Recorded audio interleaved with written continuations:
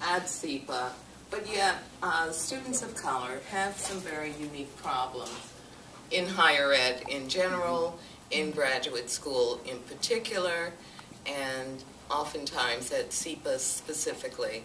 So I convened the first luncheon and coerced a couple of the students, and it really wasn't coercion because you were really looking for a way in which to get in contact with each other. So to come here today, and it's been slow, and it hasn't evolved as fast as I would have liked it to, but I am just absolutely thrilled to see the numbers, and your agenda for this year too is very impressive, and the questions you're asking and the way in which you are putting demands on the administration, I think, is very admirable and certainly long overdue. So, again, I am so happy to be here, so happy to see you. I'll see you at graduation, and you've informed me that you're having other events too. I'm running away for the winter. And so don't expect to see me until the spring again. So if you host something in the spring, please let me know, and I would just be so happy to see all of you again. Again, thank you.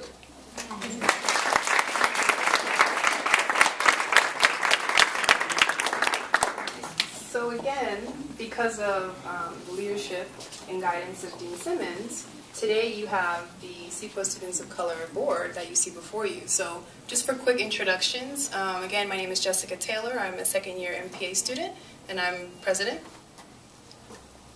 Just say your name. My name's Minor, Vice President, MIA, ISP concentration, second year as well. Erica Sanders, second year, MPA, Urban Policy, focusing on urban education and management. And hi, my name is Andrea Bustard. I'm a second year MIA student, USP, focusing in education policy as well. My name is Elisa Ureña. I'm a second year MPA student, and my focus is urban and social policy. Hi everyone, my name is Jontel White. I'm a second year MIA student studying urban and social policy with a focus on education development within the African diaspora, and I'm the media relations chair. So we have a great board, very dedicated. I think we all enjoy working with each other and putting on great events, such as the one tonight. So SEPA Students of Color is committed to increasing the presence of historically underrepresented students at SEPA as policy leaders. We shape initiatives around this mission in terms of kind of past, present, and future. So in terms of the past, SSOC will create a professional network that includes alumni of color, part of the reason we're having this event tonight. Present, SSOC ensures the success of current students of color through its mentor initiative and collaboration with SEPA and Columbia University administrative staff. So this semester we've spoken with Vice Provost of Columbia University, Andrew Davidson, and Dean of SEPA and Interim Provost John Coatsworth, just to name a few. And then for our future initiative, SSOC works with SEPA's Office of Admissions and Financial Aid to devise diversity strategies and therefore increase the recruitment of underrepresented students. So we've done a lot this semester, and I think we've done a good job of kind of getting the ball rolling with respect to pushing SEPA to adopt more diversity initiatives. So the purpose of this event is twofold. So one, connecting to the past, so create a functional professional network that can benefit both current and past students. And then connecting to the future, which is creating a fund available for students who have demonstrated their commitment to domestic diversity. So all proceeds from this event will go to this fund, and we are also accepting additional donations. So if you feel inclined to give. So this event would not have been possible without your attendance. And I specifically want to thank not only SEPA students, but we have students from Teachers College, from the Mailman School of Public Health, and from GSAS. So thank you so much. This is truly a collaborative effort.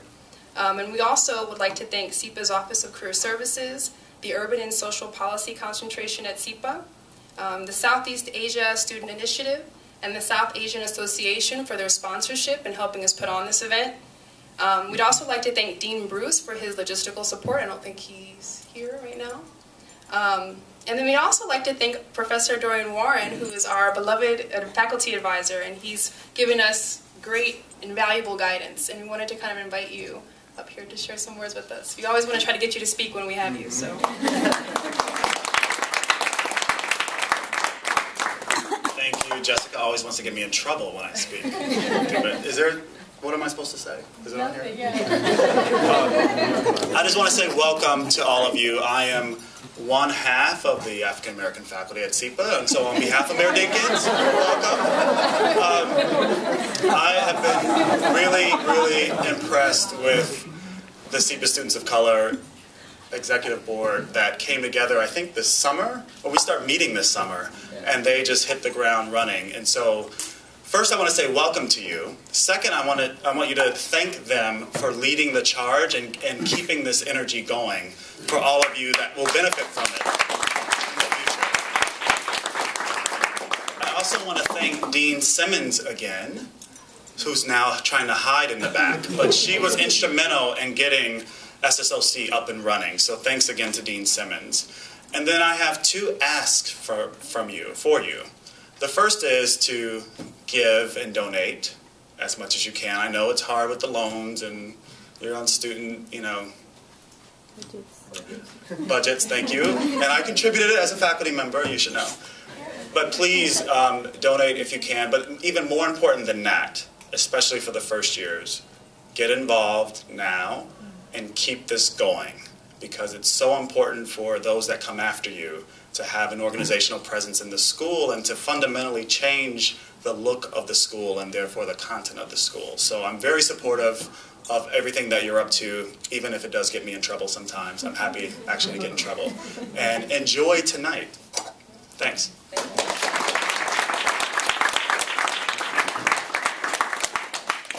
So, and last but certainly not least, we have our guest of honor is a SEPA alum, Vince Morgan. So thank you so much for coming. I'm just going to give you kind of a quick introduction, and then you can take the mic, and then it's all yours. So since graduating from SEPA, Mr. Morgan has been a leader in community development. In 2007, he created Harlem Now, a nonpartisan organization dedicated to mobilizing people to solve grassroots issues. He's a former vice president and community banking officer for TD Bank. Morgan has also served as manager of the Community Reinvestment Act compliance for the state of New York, and most recently as campaign director for Congressman Charles Rangel. So without further ado, please join me in welcoming our guest of honor, Mr. Vince Morgan.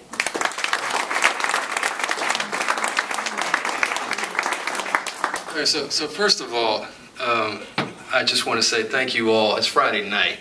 So I know that some of you were enticed because they said they were going to have wine and you can get your night started out right. Others actually said, you know what, I'm going to go and I'm going to dedicate a part of my Friday night to hearing some good information and meeting some good folks. So to all of you who are here for whatever reason, sort of thank you for showing up. And we're going to have a lively dialogue. Now, I had some pretty good conversations with folks earlier in the night, and I'm going to keep this very sort of casual and real because it's Friday night. You all have been drinking, and even though I have not, I'm not going to pull a Rick Perry on you and start doing a whole bunch of hoo-has or whatever. But I think we need to keep this real because you all are about to embark on another phase of your life, and I got some good news for you and some bad news for you. So first, it's going to get so hot up in here with my conversation, we might need to close that door because we need to have a real conversation about who we are and what we're carrying and how we actually are going to be able to use that power moving forward, not only here at Columbia University, but in New York City and the cities that we're from, and nationally, because we're at this critical juncture where we need some leadership and we don't need to continue to make excuses or wait for some mythical figure to come out of the sky to save us. Look around this room. The people who are going to save us are here right now. And we need to start here, get active, get involved, and make sure that we're a part of the solution and not continue to sort of let the problem get bigger and bigger around us. So, with that, I am Vince Morgan, and I am a candidate for Congress. Yeah.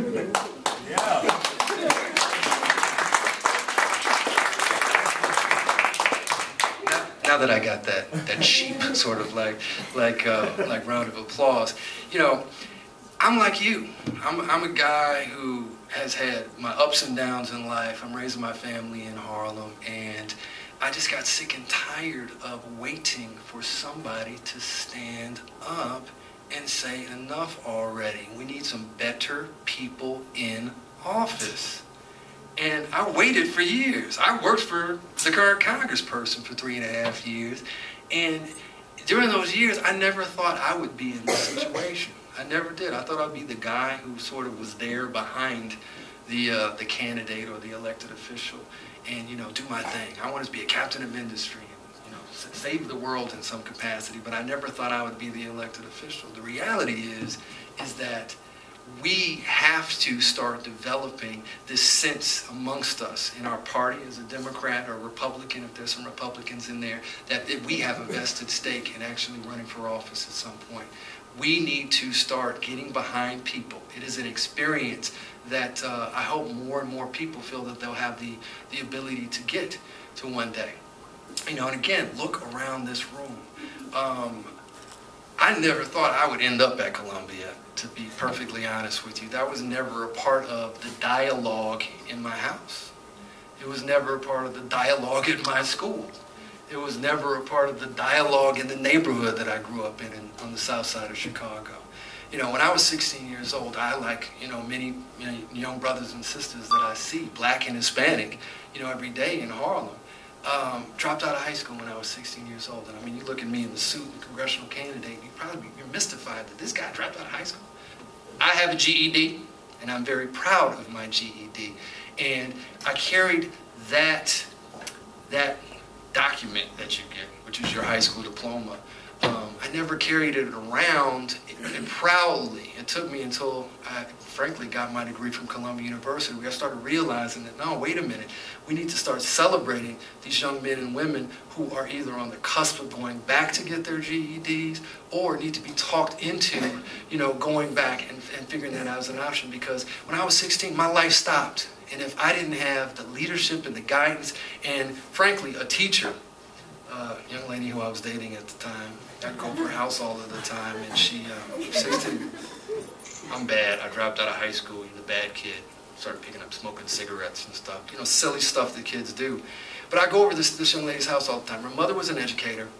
And after I dropped out of high school, this young lady's mother greeted me at the door one day, like she always does.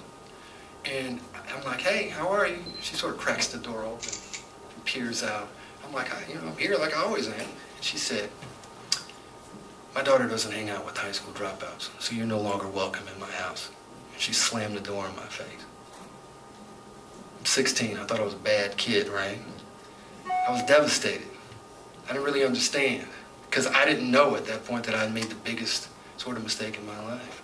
She had her daughter call me up 3 weeks later, and the daughter, I picked up the phone, I'm like, hey, and she said, I got somebody who wants to talk to you. It was her mother. She puts her mother on the phone and says, you are too smart to have dropped out of high school, and I am going to help you get back into school. But the only thing that you have to do is you got to take responsibility for the dumb mistake that you made, and you've got to actually do the work necessary to turn it around for yourself. If that woman didn't do that, I would never have been able to get into Columbia University and get my degree. So that's an example of how we carry forth what we are and who we are to another generation of people. And I know, looking around this room, that my story of, you know, not having in my life people who went to Columbia, who would talk about you have the possibility to go to Columbia. I'm sure that there's a lot of people in here who didn't grow up in an environment where they were like, hey kid, you're going to Columbia one day. You know, you're not. So you should be proud of yourselves and understand that you've been given a great gift. So it's a matter of what you're going to do with that gift and how you're going to carry that forth in your lives, whether that be in business or public health or in government or in the Peace Corps or whatever you decide to do after this. Because that journey is the thing that's going to be the difference of whether you've lived a life where you can, you know, be proud of what you've done and your accomplishments in that good old-fashioned SEPA way, or whether you're going to continue to exacerbate the problem that we have and this stalemate that we have in society. Now, I want to talk about a couple of different types of things that sort of are relevant to today. And then I'm going to leave a couple of minutes for questions at the end, so bear with me. After dropping out of high school and getting my life together and, you know, getting to this point in my life, I've traveled a lot and done a lot of different things. So, word of advice, take advantage of every opportunity you have, because opportunities aren't necessarily, you know, right there that you know what they are when you're given them or when you're in the middle of experiencing them. Many times these opportunities don't really blossom and flourish into your knowledge of who you are or your knowledge about what you're experiencing until after the fact. So go into every situation and realize that that's a learning opportunity. It's an opportunity for you to get something that may be a piece that you're going to need later on in life. Like I said, good news. We're all at Columbia University, graduated from Columbia University, about to graduate from Columbia University. Bad news. Y'all black and Hispanic. So you're going to get into a world where you're going to realize that very quickly. Now again, the good news is, you know, somebody asked me this earlier, what's the biggest thing that you got out of Columbia? You know, yeah, it's a great experience, great education, all of that stuff. We all know that. You know what the biggest thing is? Truthfully, I spent 6 years working as a banker. I was the only person of color at the vice president level at a bank that had 14,000 employees, 3,500 employees in New York City. Me, I'm the highest ranking African American, and I wasn't really that high up on the food chain. That's a sad state of affairs today. But guess what? My Columbia University degree gave me the ability to go sit down with a bunch of white male bankers and to ask questions and talk in a way that they all must have, I know, they didn't say it to me directly, but they all must have said, he got a Columbia degree, so let's just listen to what he has to say. Or he got one of those fancy degrees, so, you know, his opinion is valid. That's what you get out of Columbia University. You get a degree that you can go anywhere in the world and people will give you the benefit of the doubt because you went to SEPA. You know, travel around. SEPA is just as well known as Columbia in many places. It is a fraternity, sorority, a club you've been given the opportunity to be a part of. Use that. Be proud of it. Spread it. It can come to get your back sometimes when people doubt you. It can also be something that you have to challenge because Columbia is a big organization and a big entity. And we got to make sure that we use all those smarts that they gave us, but never forget, sometimes you got to question the master, the maker of all of that, because Columbia University is really two entities.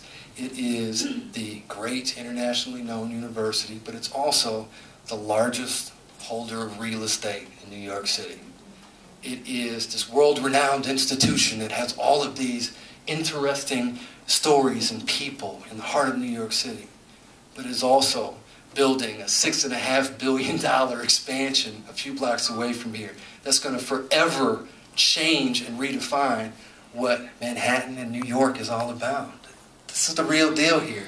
They're transforming this community after hundreds of years.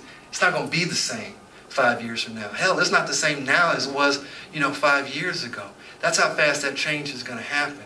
And all of us need to be a part of the dialogue about how that is going to actually impact people who live here.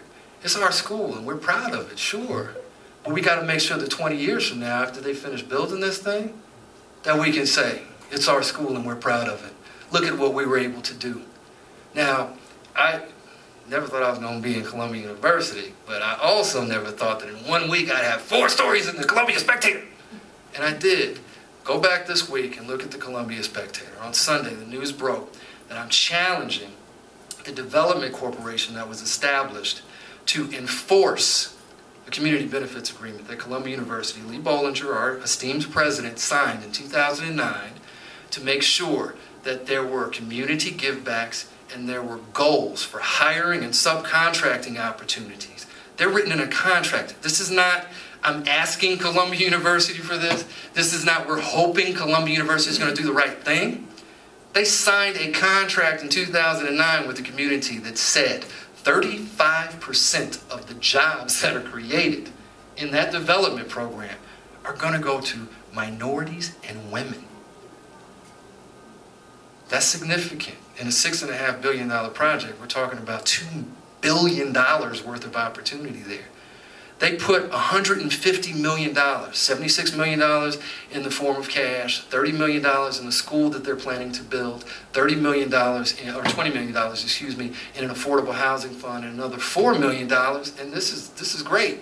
You know, they're going to hire a lawyer for 4 years. That job is going to be to protect individuals who are in eviction court or are being harassed by their landlords. You know, significant. And after the first 4 years, they're going to hire 2 more. So until 2030, they're supposed to have 3 lawyers whose sole job is to protect people from being harassed and forced out of this community that is going through this massive change. Problem. There's a shell organization that they put in charge of enforcing and managing that process, and it's called the West Harlem Local Development Corporation. And it's like anything else. You know, I can tell you I'm going to do something. I'll even sign a contract, right? But if there's nobody or no entity that can enforce it, then that contract is not as good as the paper it's written on. And I'm telling you, I'm proud of Columbia. My fight isn't with Columbia. So when you hear about this, you heard it from me directly. We ain't fighting with Columbia yet. We're fighting with the local development corporation that was established to make sure that they actually have the teeth, the skills, the experience necessary to implement this community benefits agreement and make sure that we get the maximum out of that for our brothers and sisters, people of color, in this development project, and move this forward so that we can look back at this 20 years from now and say that we did the right thing and we're part of something bigger than us. So, I'm very happy that I'm here talking to you all. I am happy that you all spent some time here with us and just meeting and talking about ideas and meeting other folks.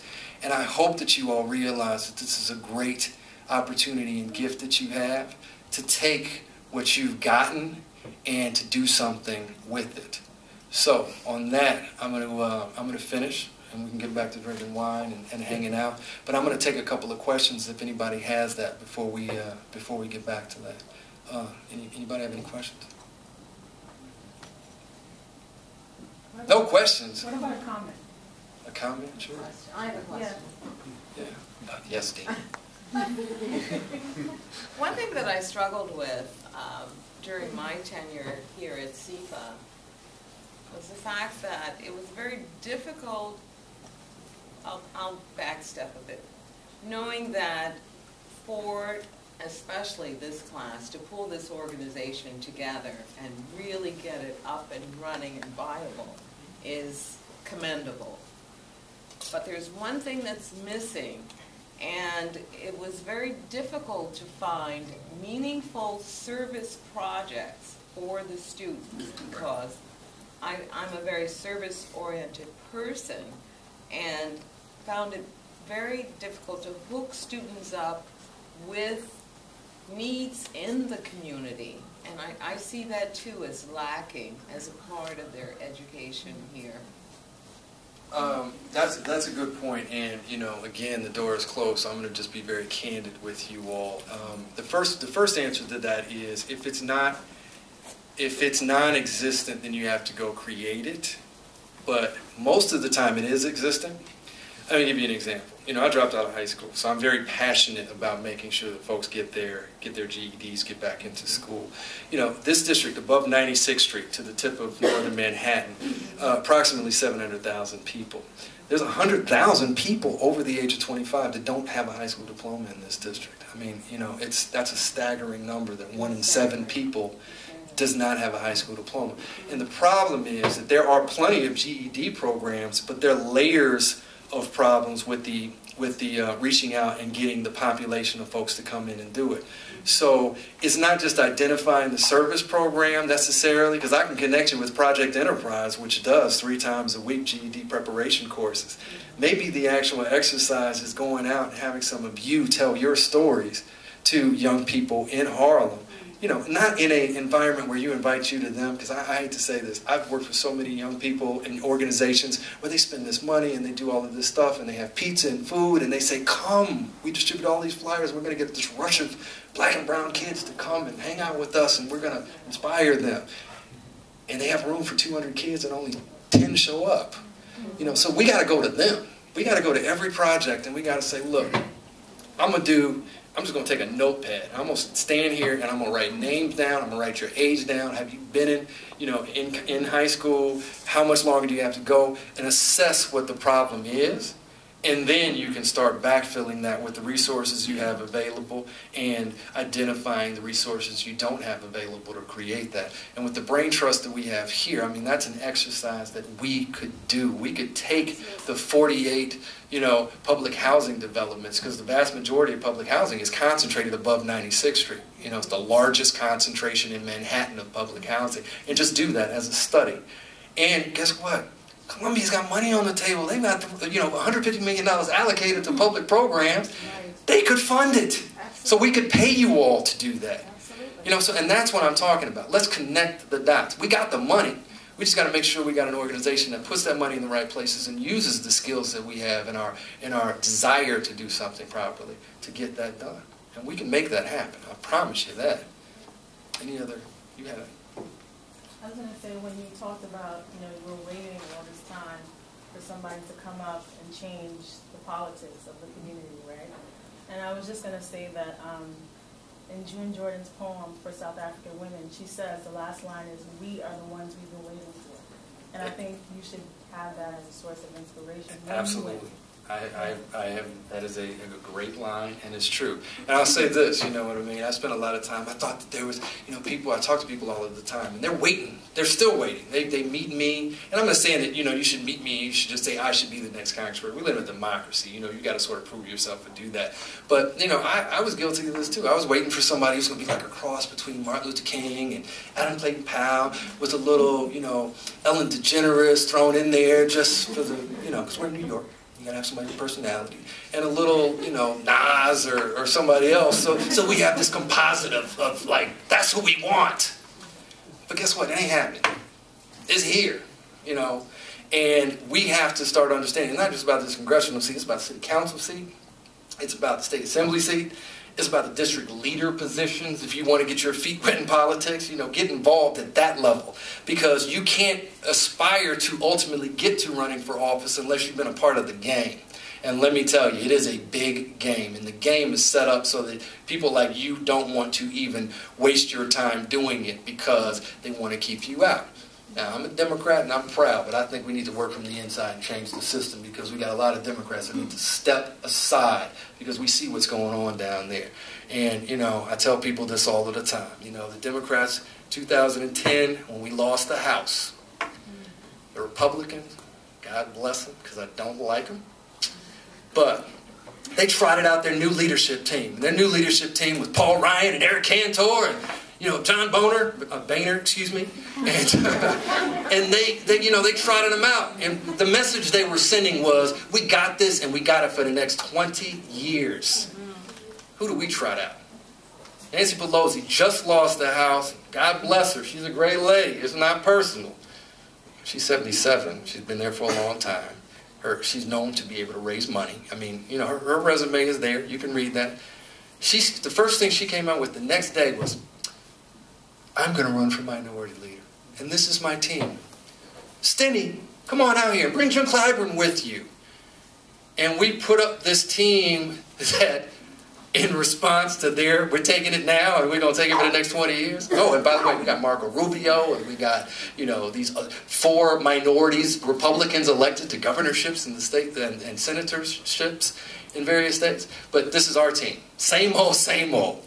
And the message that sent was that we are going to have to take our party back and actually start getting behind some young folks that represent us. What do you think the Occupy Wall Street movement is about? And the thing that's dismaying about that, because I think symbolically it's a beautiful gesture just to say we can occupy this place and just bring attention to the criminal activity that in some instances really co-opted our financial system. Beautiful statement. But as soon as they started getting media attention, you had these elected officials started going down there because they were going down there because the cameras were on, you know, and started co-opting the conversation to be a much different political conversation. And to their credit, Occupy Wall Street has remained true to that core consortium, you know, consensus-building platform, and they've shied away from embracing any particular elected official or thing. You know what I mean? And you know, that's how we are, that's how we roll, that's our generation rolls. And I'm confident that we're going to figure these problems out. You know why? Because we're smarter than that. We're more exposed than that. We've got more skills than that. And the biggest reason is because we got other stuff we want to do. I don't want to be in Congress for 50 years. I got stuff I want to do. You know, I believe in public service, but I believe public service has a time period. And I mean, 42 years in Congress is not something you should be proud of. It's something you should be ashamed of. That means you wasted an opportunity to develop the next pool of talent behind you. And it's not just Charlie Rangel, it's John Conyers. He's 86 years old. He's been in Congress for 46 years. You know, do you want to be Robert Byrd, who was there for 58 years and die in office? No. The Congress was established with 2-year terms so that we can constantly have new ideas, new representation, and a steady flow of people who are getting experience that they could take back. You're there to represent the people. And, you know, it's just, it's abysmal that we've let our political system get there. Last thing I'll say about that, though, is that voter turnout, voter participation in New York, for those of you from New York, is the worst. It's in the bottom 5 in the country.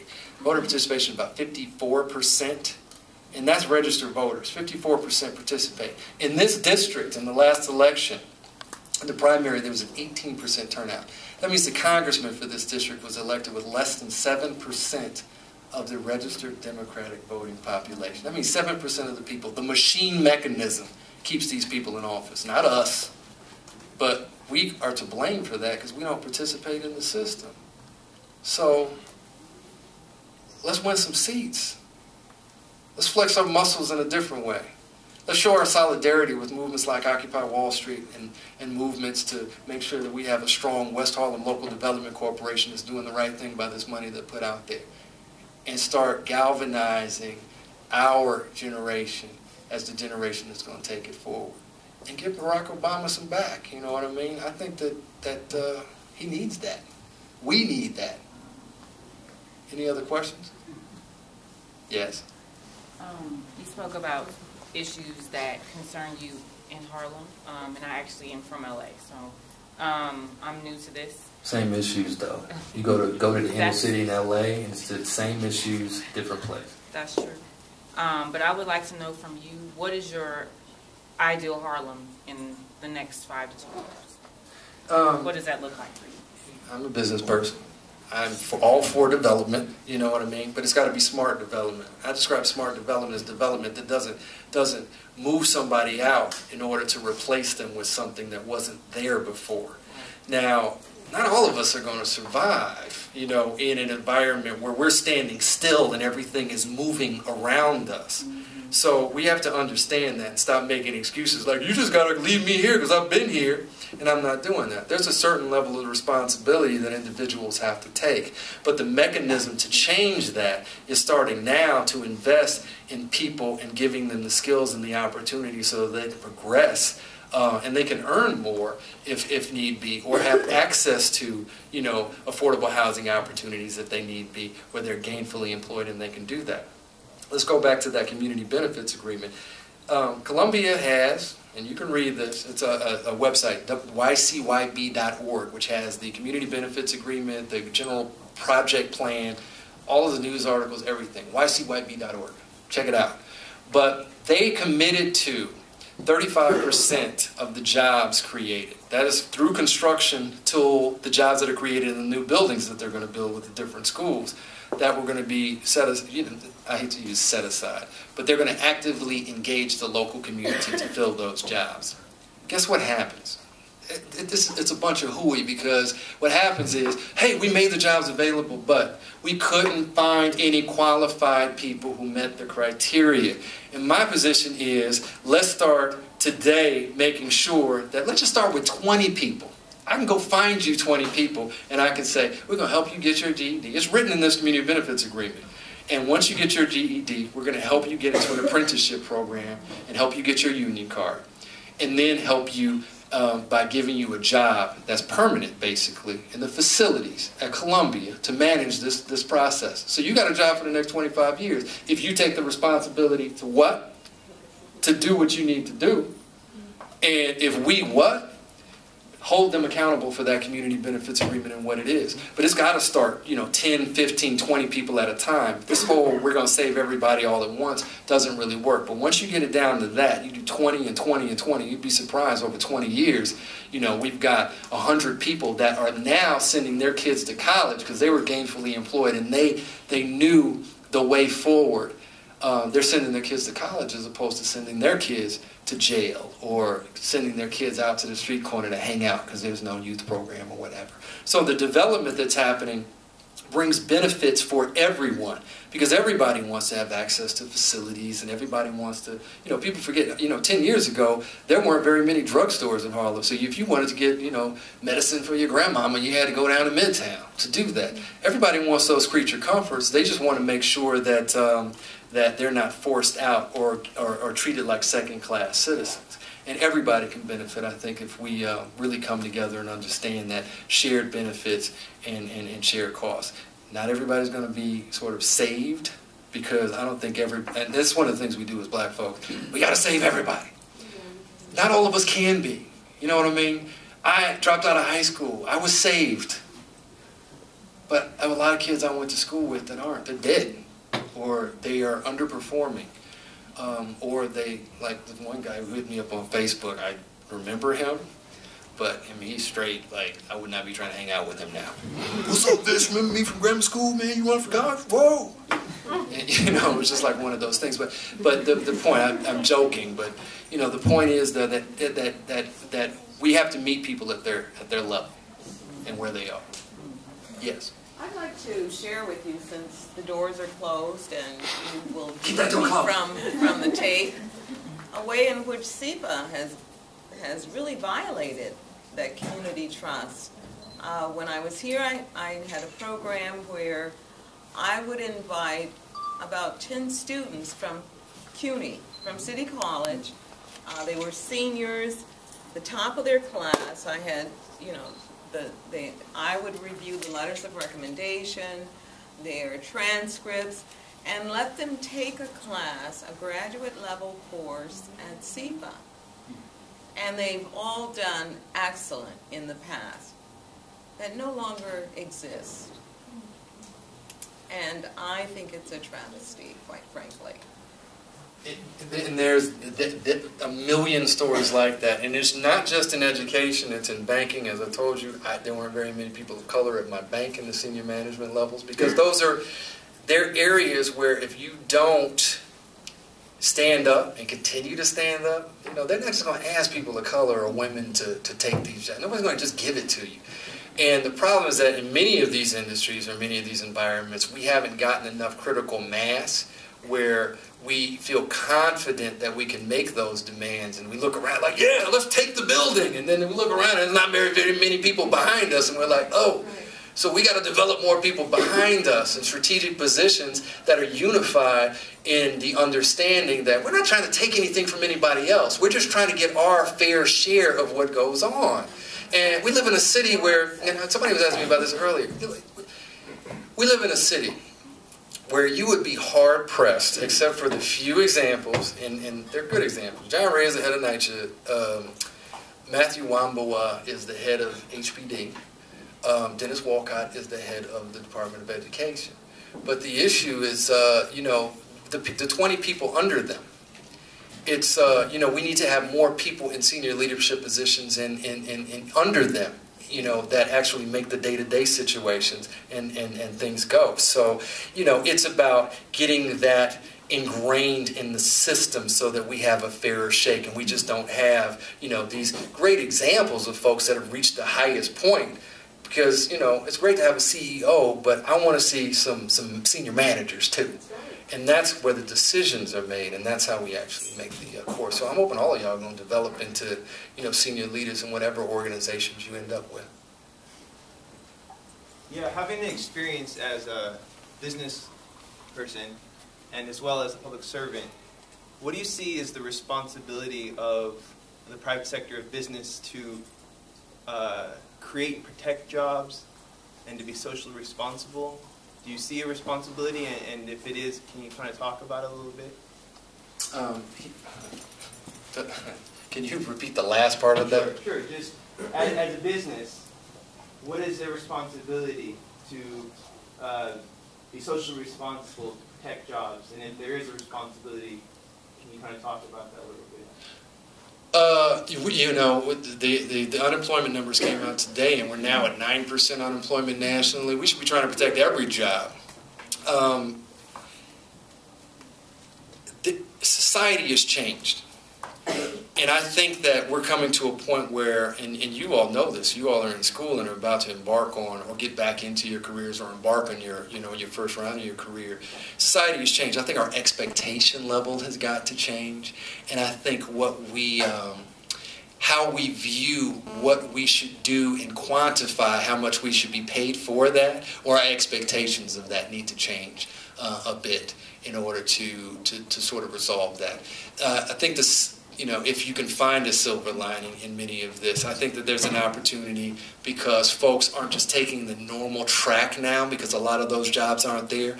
You're going to see a lot more entrepreneurs, which is great, because some people are just inclined to be entrepreneurs, but they, like everybody else, a little scared. You got to, get the financing or whatever. If that's one of your only choices, it might compel you to actually start a business in your local community where you may not have if you had gone the traditional route after school. The other thing is, I'm hoping that more people are going to get interested in government and public service. Because guess what? The society is aging rapidly. We're coming into this period of time where the unemployment problem, and it's not as far-fetched as it sounds. We got an aging population that has been around in these senior leadership positions, and then we have a very small generation after the baby boom generation, which is people that were born after the baby boomers from about 1966 to about 1974. It's a small population of people. So when that generation before us retires, there's not as many people to fill those jobs. So you're going to find that with technology and with the way the world has become, you'll see a lot more younger people who have an opportunity that they didn't have in the past just because the population shift has opened up opportunities for folks.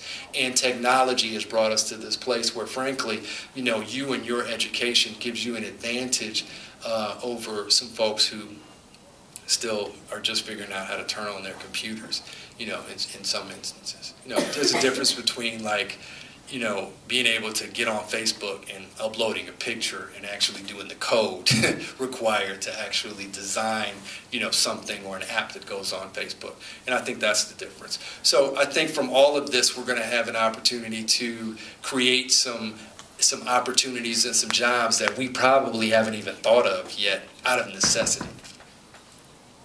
All right, so that was it. I just got the high sign.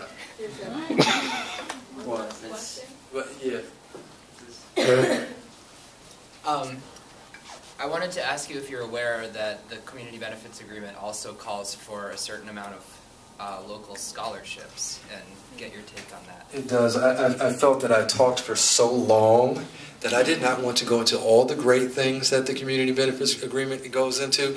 It's a 48-page document. I have read it probably 12 times, cover to cover. The Community Benefits Agreement is a beautiful document if it's lived up to. Columbia University agreed to do some really big, bold things in this document. But like I said, the kicker is you've got to have somebody who actually says, you agreed to it, I want it.